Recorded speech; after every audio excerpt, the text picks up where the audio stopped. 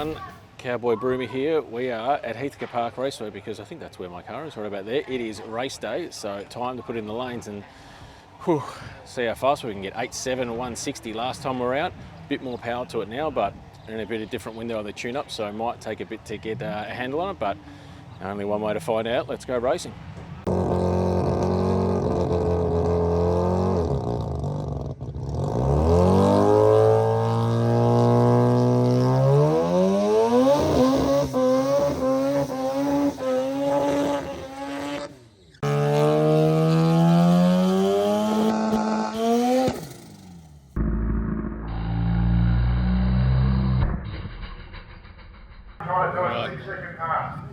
So as we saw in that video, we had a fuel pump take a dump.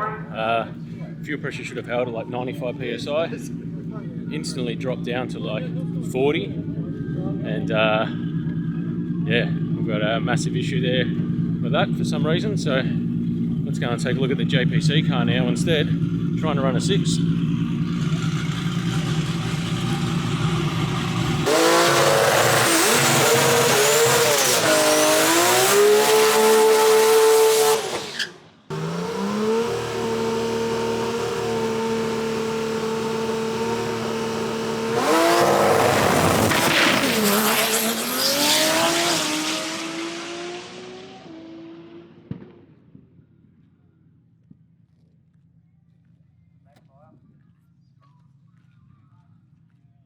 So we're back at the garage, and obviously that didn't go to plan at all. 0.3 seconds into the run, we had fuel pressure up here and straight down here. Now, unfortunately, fuel pressure didn't actually completely cut out, which if it did, the engine might still be alive, because if fuel pressure completely cut out, the engine wouldn't run, it would have stopped. What happened, however, is fuel pressure dropped to 2 psi where I had a fuel pressure safety set, which meant engine kept running. Engine went incredibly lean to the point then when it popped basically because it was so lean, and it stopped. So I have done a compression test on the engine. The rear rotor seems fine and the front rotor is all even. However, it is toast. So yeah, engine has to come out again and we'll inspect the front rotor. Last time we pulled the engine down for a refresh anyway, front rotor also looked like there'd been a bit more heat in it compared to what the EGT actually says. So not sure what's completely going on there, to be honest. Yeah, even the plugs in that look not too bad, but some stuff keeps on happening to the front rotor. So yeah, we'll have to pull the engine out now, obviously. So other part about this is diagnosing and trying to work out what actually went wrong. So let's go over to the bench and we'll have a look at the fuel cell. So obviously it's a mechanical fuel pump, so there's no electrics. It's not like it can, you know, voltage or anything's to play here. It's a mechanical pump. If there's fuel going to it, it should, you know, as long as there's RPM in the engine, it should pump fuel. So let's go and have a look at the fuel cell and try and work out maybe what happened here. Okay, so we've got the fuel cell here. You can see it's a bit of a patchwork quilt. I really wanted, when I was making this, to make it to a specific volume, which is basically 20 litres, because I just didn't know how much methanol we were going to use on a pass, and then obviously having to drive to the staging lanes, burn out, and then drive all the way back to the pits sort of thing. I didn't know how much fuel I was going to use, so I made this as big as I thought I possibly could. And yeah, this was the end result. Now, in terms of working theory on what may have happened here, so if this is the front of the car, essentially this is how the fuel cell sat. Now, a couple of things you can see here. There's a little bit of methanol leaks out. This is the breather. So remember, this is the front of the car, and this will be towards the rear. So this is the breather here, and you'll see where the outlet is also here. So let me just put this down, and I'll take you over to the bench and we'll have a closer look on what I think may have happened. So this is how it would sit in the car. Front of the car is here, rear of the car is here. And my two theories on what may have went wrong is that you see here, this is the breather. It's a large breather, it's -12. However, I was running fuel at least almost up to here. There is a baffle all the way at this top part, which I hoped it would stop any fuel coming up here, but it's a fairly sizable hole cut through this for the fuel to go through when I'm filling it. So number one working theory was that fuel went, because the launch was so hard for the first time it's ever really hooked up that way and it was really on a mission, fuel sloshed up and covered the breather, which meant the tank couldn't breathe, which meant that we had a suction issue on the mechanical pump. The other thing maybe is that, again, front of the car, rear of the car, you can see where the pickup is for the mechanical pump. Mechanical pump sits about here on the motor, on the engine. And yeah, I really don't think that fuel could have sloshed away from this to be honest, but it's also not in the way of sort of the G-forces when they're launching. So what I am going to do is, first of all, with this, I'll be moving the pickup to basically be here on the side. So we're going to put the pickup pretty much here in this area of the tank and facing back this way. So even in terms of G-forces, remember front of the car, rear of the car, with fuel is sloshing this way with G-forces, it's actually going to be pushed in towards the pump and out of that outlet rather than possibly going over here. So this is a dash 12 feed, but you know the dash 12 goes quite down low into that small. So who knows, maybe even if I had huge volume of fuel, if for some reason fuel just sloshed enough away from that pickup just for a brief moment that the pickup the pump cavitated and sucked air or something and stopped pumping properly, or maybe couldn't suck properly because this was blocked with fuel slosh as well. So while we've got this here, what we're also going to do is we'll move that to the front. Now I'm going to redesign this tank now that I know that I'm just going to make a new one. Now that I know how much fuel volume I seem to be using about 8 litres or so, all up, I think, when I'm doing a pass or thereabouts. So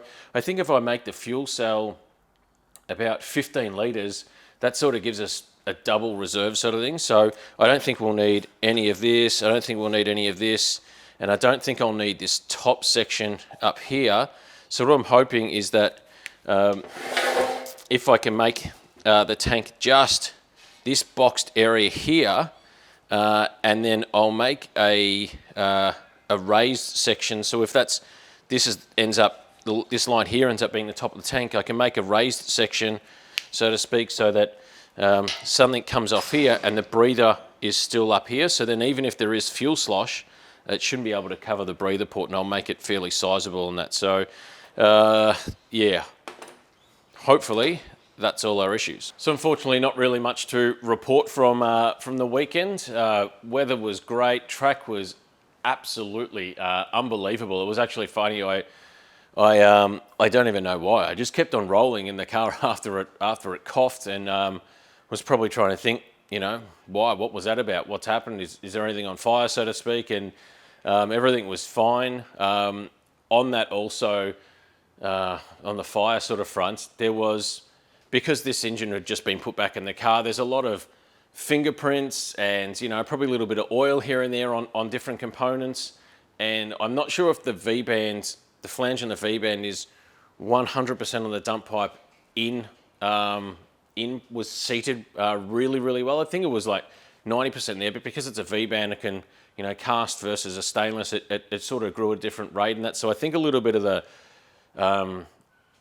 oil from like the premix or whatever was just had maybe made its way out into the turbo beanie, only a little bit, but the guys at Heathcote were very paranoid over fire, which is definitely, you know, when you see smoke, there's fire, and that's the way you want your fire crews to operate. But they sort of ripped off the turbo beanie and squirted it with CO2 because they thought that was on fire because it was so hot, but the exhaust runs at like 650 or whatever plus degrees, so it's a Rotary. It's a turbo beanie, it's designed to trap that heat and it's going to get hot. So there was no fire or no smoke. There was nothing mechanically wrong. Didn't drop a drop of fluids anywhere at all. So yeah, thanks to the crew obviously being really quick and onto it there and super paranoid, concerned about fire.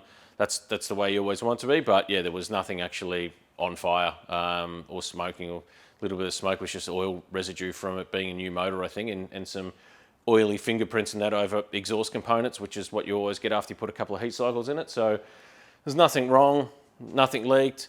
Transect great, seemed to be a little bit easy to do a burnout even with the new slightly looser converter, seemed to come up pretty well on the two-step.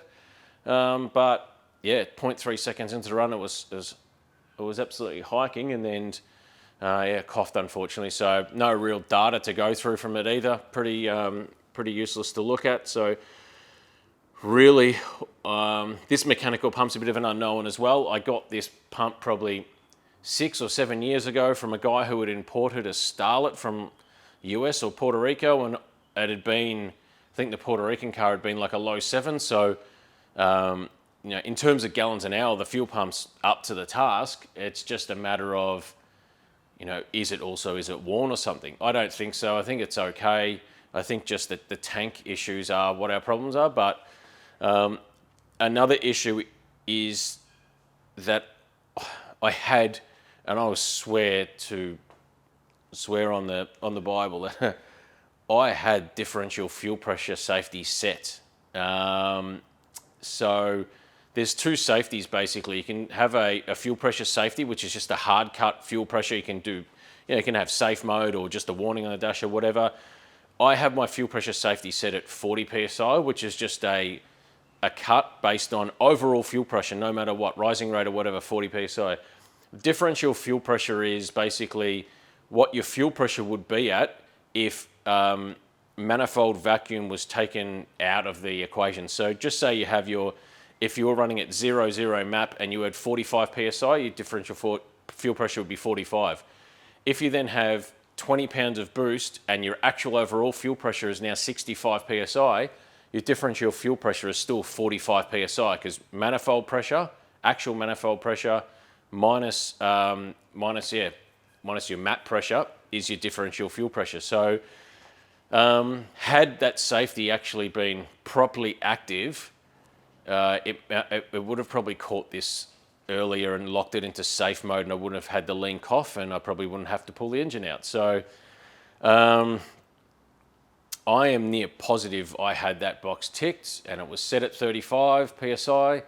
And yeah, when I went back through the data, it wasn't ticked. So that's a bit of a pain, because our differential fuel pressure dropped to 15 psi or something like 15 psi. So if I had that at 35 psi, it would have grabbed that pretty quickly, because our base fuel pressure normally runs at around 50, 60, something like that. So yeah, I can't help but think the fact that our differential fuel pressure went down to 15, that if we'd had that set at 35, that would have clicked into safe mode almost instantly. So disappointing.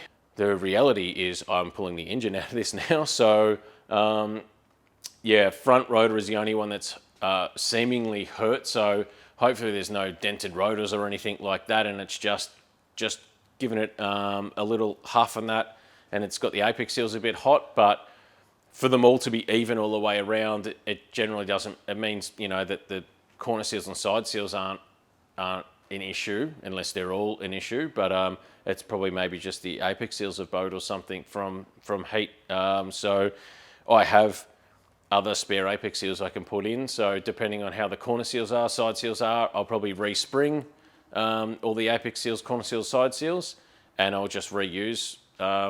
Yeah, if I can, I'll put up the apex seals on a flat edge, and if no light shines through it, I'll just reuse the ones on the rear rotor and some other spares that I've got on the front rotor, and go again.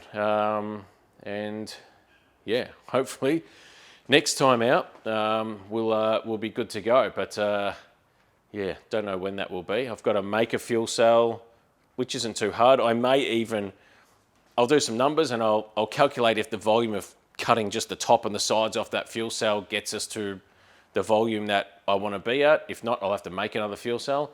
Pulling the engine out, I'll probably do that over this weekend. And then really, I mean, yeah, stripping the engine down, I can strip it down and reassemble it all at once and then put it back in. So fingers crossed that we might be out again in about another 2 weeks. But we can only see and hope. So everything else in the car worked fine. Yeah, other than that, that's pretty much will do it.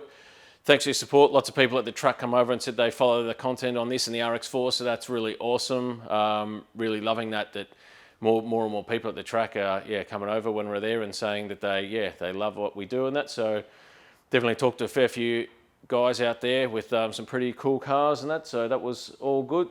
Glad to see everyone's enjoying the racetrack. Definitely always remember, get out and support Heathcote Park Raceway. Don't just wait for Top Fuel to roll into town and go and have a watch. Definitely get out there and race your car or do whatever at the events that are on.